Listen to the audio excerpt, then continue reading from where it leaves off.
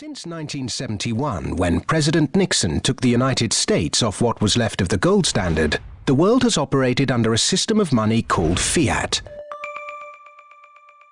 The dollar, the pound, the euro are all government fiat currencies. Fiat is a Latin word meaning let it be so. It is the law that this government currency be money.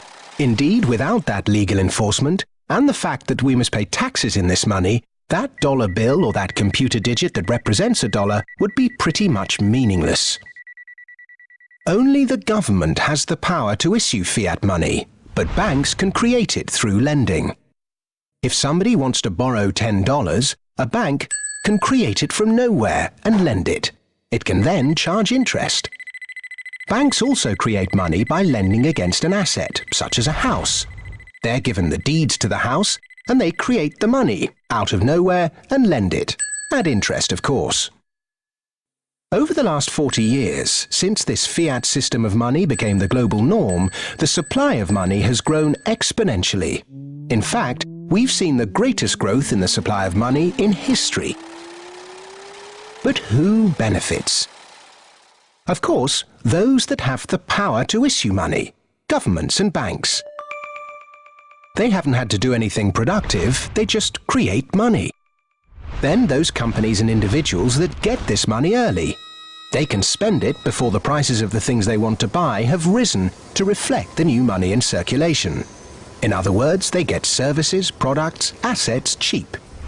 But prices soon rise, so holders of assets such as shares or houses will then see gains without there necessarily being any improvements to the company or house in question.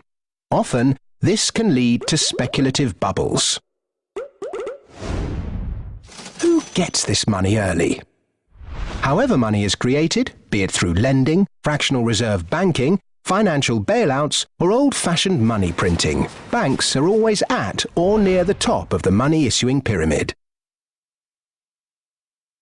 Next come corporations who borrow large sums. Those on lucrative government contracts for new ventures, particularly overseas. Banks' associate companies and partners. Those that borrow early and at low rates. And the bank's senior employees. They all quickly get their share of the pie. In some cases, this will come in the form of bonuses. But what about those at the bottom of the pyramid? Those on fixed wages or incomes?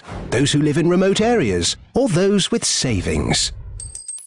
By the time this newly created money has filtered down to them, the prices of the things they want to buy have increased. Their savings buy them less, however, and their wages remain largely unchanged.